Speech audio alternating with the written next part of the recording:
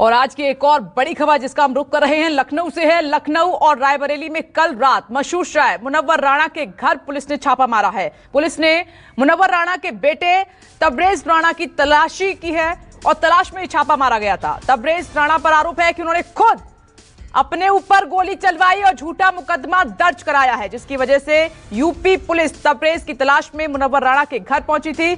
लेकिन दूसरी ओर मुनव्वर राणा की बेटी फौजिया राणा ने प्रशासन पर बदले की कार्रवाई का आरोप लगा दिया है और फौजिया का यह कहना है कि पुलिस जब उनके घर पहुंची तो परिवार वालों के साथ बदसलूकी की गई, बदतमीजी की गई। मुनव्वर राणा ने खुद पर जान का खतरा भी बताया है और पुलिस पर आरोप लगाया है कि उन्हें परेशान किया जा रहा है। हालांकि पुलिस ने इस आरोप को पूरी तरह से खारिज कर दिया है। दरअसल मुनव्वर राणा के बेटे पर जानलेवा हमले के मामले में शक के आधार पर मुनव्वर राणा के भाइयों और भतीजों से पुलिस ने पूछताछ की।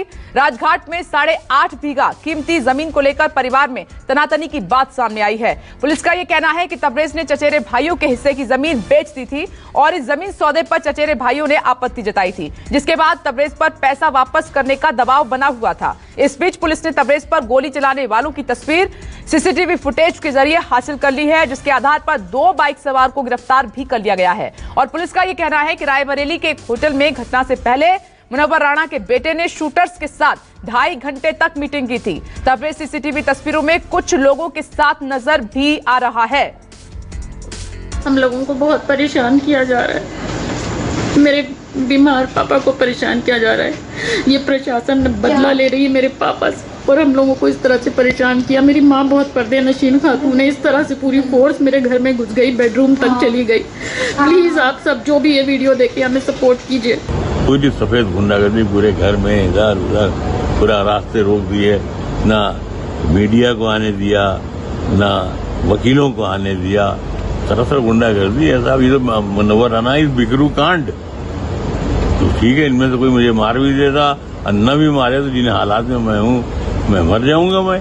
लेकिन अगर मैं मर जाऊं तो ये जो पुलिस वाले सब आए थे उसमें सब एक्यूज होंगे। पुलिस तो एक नाम की एक कोई औरत थी, लेकिन सब गुंडागर्दी कर रहे थे। और मानस श्रीवास्तव जुड़ गए ज्यादा जानकारी के साथ। मानस, ये मामला अब उलझ गया है। पुलिस कह रही है कि मुनव्वर राणा के बेटे तबरेज ने ये साजिश रची और वो अपनी साजिश में ही फंस गया। उस तलाशी के लिए पहुंचे, लेकिन परिवार का कुछ और ही आरोप है। वो तो जान का भी खतरा बता रहे हैं, पुलिस पर अभद्रता का भी आरोप लगाया है। देखिए, निश्चित तौर पर ये मामला 2-3 दिन पुराना है, जब तबरेज जो मुनव्वर राणा जो मशहूर शायर है उनके पुत्र है, रायबरेली में भी उनका पैतृक आवास है, वहाँ पर उसके परिवार के तमाम लोग रहते हैं। वहाँ पर ये मुकदमा दर्ज कराया गया था कि मुनव्वर राणा के उन पर जानलेवा हमला हुआ है। लेकिन अब पुलिस ये दावा करती है कि हमला उन्होंने खुद करवाया था। लेकिन यहाँ पर मसला दूसरा है।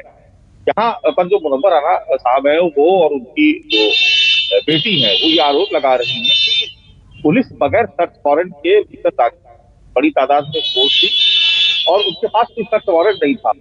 तो कोई वारंट नहीं दिखाया, तलाशी के लिए तो जरूरी होता है। उसके बाद घर में दाखिल हो गए। दाखिल होने के बाद वहाँ पूरे घर के साथ का आरोप है कि बदतमीजी की गई। उनकी एक भांजी है जिसका फोन छीन लिया गया। घर में तमाम औरतें थी और बीच में पुलिस दाखिल हो गई और लगातार बदतमीजी करती रही। तो चूंकि मुनव्वर राणा मशहूर शायर रहे हैं और उनको ये कहना है कि उनके परिवार का कहना है कि वो इतने बड़े साहित्यकार हैं और देश की एक बड़ी हस्ती है।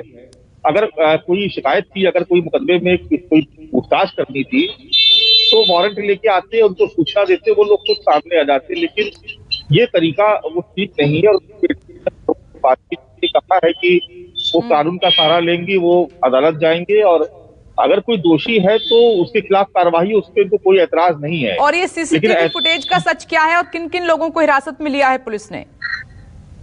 देखिए, सीसीटीवी फुटेज पुलिस की तरफ से दिया गया और उनका कहना यह है कि जो दो पर ये कहा गया कि इन्होंने हमला किया है, दरअसल ये वो दोनों लोग तबरेज जो मुनव्वर राणा के जो बेटे हैं उनके परिचित है, उसके जानने वाले हैं। इसलिए ये पूरी कहानी रची गई है। दरअसल रायबरेली जहाँ पर मुनव्वर राणा का घर है वहाँ पर ये जायस के पास एक जगह पड़ती है। जब आप रायबरेली से अमेठी की तरफ बढ़ते हैं वहाँ पर बीच में एक जगह है, तो वहाँ पर उसका घर है और बड़ी पुश्तैनी जमीन है, वहाँ पर काफी जमीन है। उसको लेकर के कुछ विवाद था।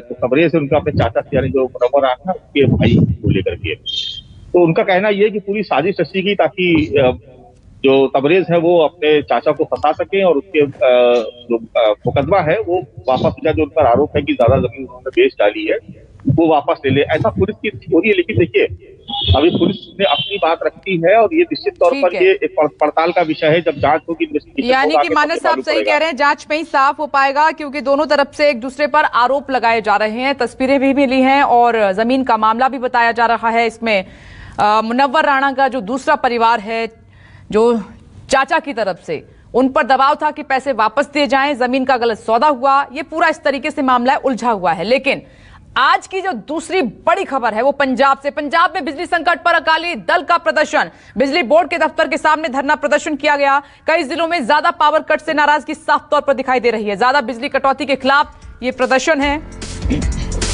तो पंजाब में बिजली संकट पर अकाली दल ने प्रदर्शन की बड़ी योजना बनाई है। बिजली बोर्ड के जितने भी दफ्तर हैं उनके सामने तकरीबन 2 घंटे तक धरना देने का ये पूरा प्लान बनाया गया, जिसकी शुरुआत हो चुकी है। तस्वीरें भी आपकी टीवी स्क्रीन पर आप देख रहे हैं। सुखबीर बादल खुद प्रदर्शन में शामिल हैं। अकाली दल के अध्यक्ष पंजाब में बिजली संकट को लेकर अरविंद केजरीवाल ने भी इसको मुद्दा पिछले दिन बनाया था कि देश में सबसे ज्यादा अगर कहीं बिजली का संकट है तो पंजाब है, और महंगी भी बिजली पंजाब में ही मिलती है।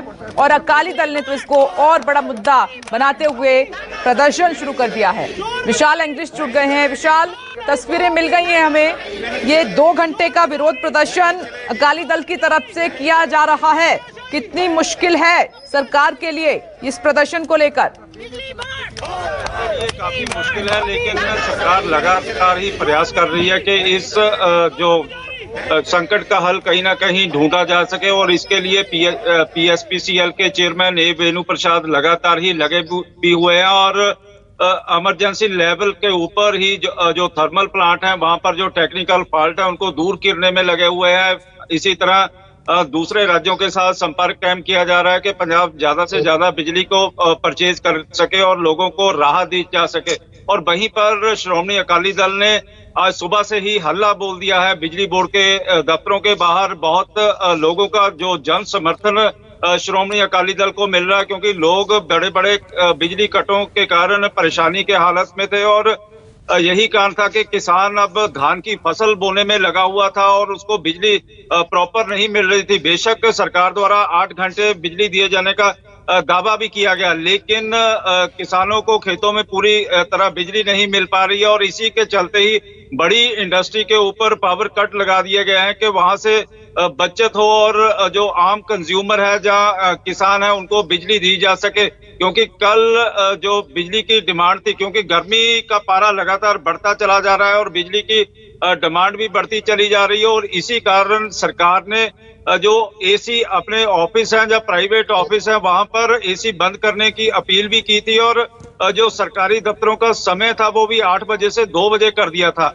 लेकिन अब देखना होगा कि कितनी बचत बिजली की जा सकेगी और किसानों को या आम उपभोक्ता को कितनी बिजली दी जा सकेगी। और वहीं पर श्रोमणी अकाली दल के अध्यक्ष सुखबीर सिंह बादल, पूर्व केंद्रीय मंत्री हरसिमरत कौर बादल, विक्रम सिंह मजीठिया ने माझा में कमांड संभाली हुई है, तो सुखबीर सिंह बादल ने लंबी फाजिल का मुक्तसर वगैरह में कमांड संभाल लिया। तो हरसिमरत कौर बादल भी बठिंडा और जो मानसा का एरिया है वहां पर लगातार ही धरनों में अपनी शमूलियत करती हुई दिखाई दे रही है। जो हमारे पास जो समाचार भी आ रहे हैं कि लोगों को, अकाली दल को लोगों का काफी जन समर्थन भी मिल रहा है और लोग अपने आप ही इन धरनों में शामिल हो रहे हैं, क्योंकि यानी कैप्टन सरकार के लिए बड़ी मुश्किल है विशाल। एक तो घर में ही कलेश अभी मचा हुआ है, उसका सॉल्यूशन नहीं निकल पाया, तो दूसरी तरफ विपक्षियों ने भी एक मुश्किल खड़ी कर दी है विशाल।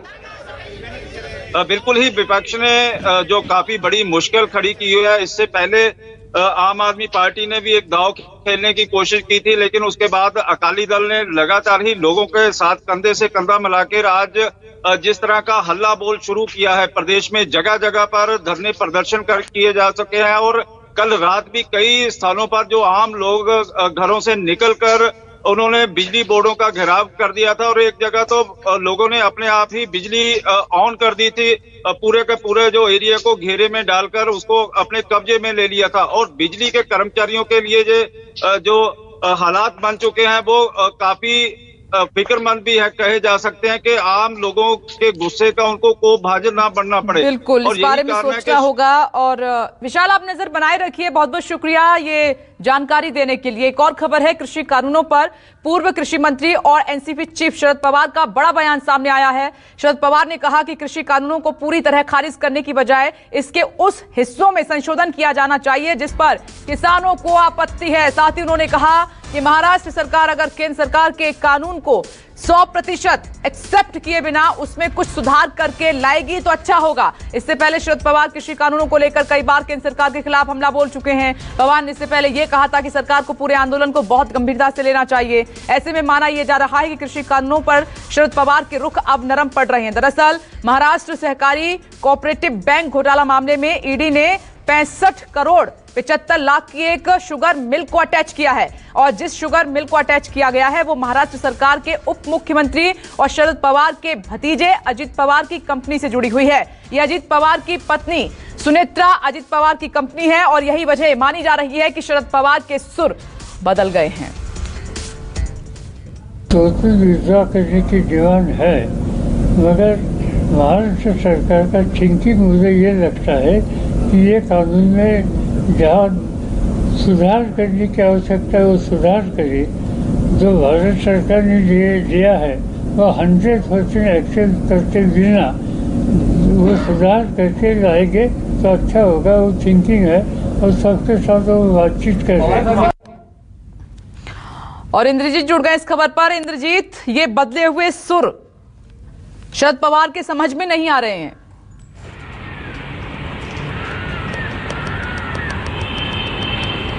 जी बिल्कुल, देखिए शरद पवार क्या कहते हैं इससे ज्यादा महत्वपूर्ण होता है कि कब कहते हैं और क्यों कहते हैं। सवाल यह है कि शरद पवार ने भले ही ये कहा हो कि जो कृषि कानून है उनको 100% खारिज नहीं किया जा सकता है। कृषि कानून में उन पहलुओं पर विचार करना चाहिए सरकार को जिन पे कि किसानों को आपत्ति है, लेकिन बार बार इसके पहले के अगर बयान देखें तो बार बार शरद पवार पूरी तरह से जो किसान नेता हैं उनके साथ थे और किसान नेताओं की लगातार ये मांग रही है कि इस कानून को पूरी तरह से खारिज करना चाहिए। तो ऐसे में जब शरद पवार का सॉफ्ट बयान आता है तो कई सवाल खड़े होते हैं। सबसे बड़ा सवाल ये खड़ा होता है कि महाराष्ट्र सरकार के जो वरिष्ठ मंत्रियों की एक कमेटी बनाई गई है जो कृषि कानून पर अध्ययन कर रही है, क्या एक इंडिकेशन भी है शरद पवार की तरफ से उस कमेटी को कि आप किस लाइन पे काम कीजिए और पूरी तरह से कानून को रद्द नहीं किया जा सकता। दूसरा, ऐसे समय में बयान आया है जब एनसीपी के नेताओं पर लगातार ईडी का शिकंजा कसता जा रहा। आपने देखा होगा कि जो अनिल देशमुख हैं उनके 2 सेक्रेटरी अरेस्ट हैं। इसके अलावा अनिल देशमुख पर लगातार ईडी का शिकंजा कसता जा रहा है और कल ही ईडी ने एक शुगर मिल को जब्त किया है जिससे कि सीधे सीधे जो शरद पवार के भतीजे हैं अजित पवार उनकी पत्नी जुड़ी हुई हैं। तो कहीं न कहीं ईडी का शिकंजा लगातार कसता जा रहा है और ऐसे में एक सॉफ्ट बयान आना सरकार के फेवर में, इसे कह सकते हैं कि सरकार के फेवर में बयान आना और कृषि कानून पर सॉफ्ट रुख अपनाना कहीं न कहीं इससे भी जोड़कर देखा जा रहा है। तो क्या सहयोगी पार्टियां ये नहीं समझेंगी क्या इंद्रजीत?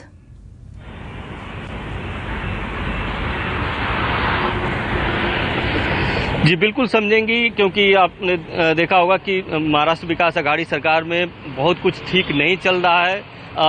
एक मंत्री ने, जो कांग्रेस के एक नेता हैं, उन्होंने खुद अपने ही सहयोगी पार्टी के एक मंत्री पर सवाल उठाए हैं, उनके एक फैसले को लेकर सवाल उठाए हैं। इसके अलावा बार बार कई मुद्दों पर टकराव होता रहा है। एक मुद्दे पर शरद पवार ने कुछ फैसला लिया था, उसी फैसले को मुख्यमंत्री ने बदल दिया। तो कहीं न कहीं जो टकराव है धीरे धीरे बढ़ रहा है। और इस बीच एक खबर ये भी है कि दोनों पार्टियां कहीं न कहीं कभी न कभी बीजेपी के नज़दीक जाती दिखती हैं।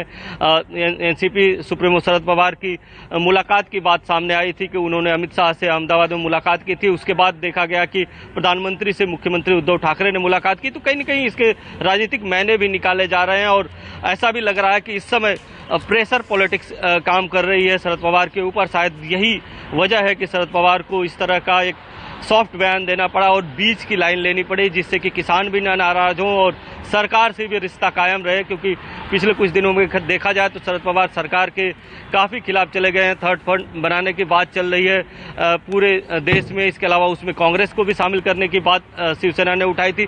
तो कहीं न कहीं जो ये सारा कसमकस है। इस बीच देखा जा रहा है कि लगातार सरकार की तरफ से या सेंट्रल एजेंसियों की तरफ से कहें, लगातार जो एनसीपी के नेता हैं, शिवसेना के नेता हैं, उन पर शिकंजा कसता जा रहा है। और एनसीपी के बिल्कुल, नेताओं बहुत बहुत शुक्रिया इंद्रजीत सिंह आपका ये बड़ी जानकारी देने के लिए। तो शरद पवार कोई भी बयान ऐसे नहीं देते हैं, उसके पीछे एक बहुत बड़ी वजह रहती है।